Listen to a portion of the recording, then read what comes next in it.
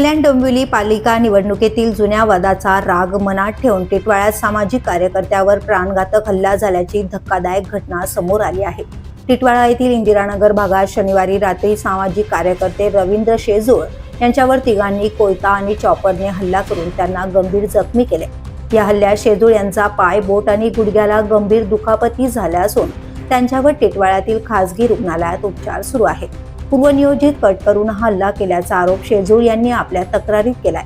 या प्रकरणी टिटवाळा पोलीस ठाणे येथे अर्जुन शर्मा आणि त्याच्या 2 साथीदारांविरोधात तक्रार दाखल करण्यात आली। अर्जुन शर्मा हा खासगी तांत्रिक म्हणून काम करत असल्याची माहिती आहे। मिळालेल्या माहितीनुसार रवींद्र शेजूळ हे संघर्ष रहिवासी संघटनेचे टिटवाळ्यातील पदाधिकारी आहेत। शनिवारी रात्री सुमारे 9 वाजेच्या सुमारास ते ग्लोबल चाळ परिसरातून पायी जात असताना दबा धरून बसलेल्या आरोपींनी त्यांना अडवले। गॅस जोडणीबाबत बोलणी सुरू असतानाच मागून एका इसमाने त्यांची गळपट्टी धरून लाकडी दांडक्याने मारहाण सुरू केली। त्याचवेळी अर्जुन शर्माने कोयत्याने त्यांच्या पोटावर वार केला। बचाव करत असताना एक वार त्यांच्या कानावर बसला आणि त्यांना गंभीर दुखापत झाली। दरम्यान अन्य एका आरोपीने चॉपरने हल्ला करत त्यांना खाली पाडण्याचा प्रयत्न केला। लाकडी दांडक्याचे फटके पायाच्या घोट्यावर बसल्याने त्यांच्या पायालाही गंभीर दुखापत झाले। शेजूळ यांचे मित्र नितीन शेजूळ तसेच काही पादचारी मदतीला धावून आल्याने हल्लेखोर घटनास्थळावरून पळून गेले।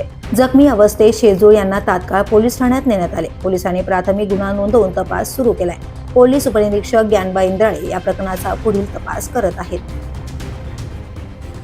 The police news bureau, Kalyan Dombivli.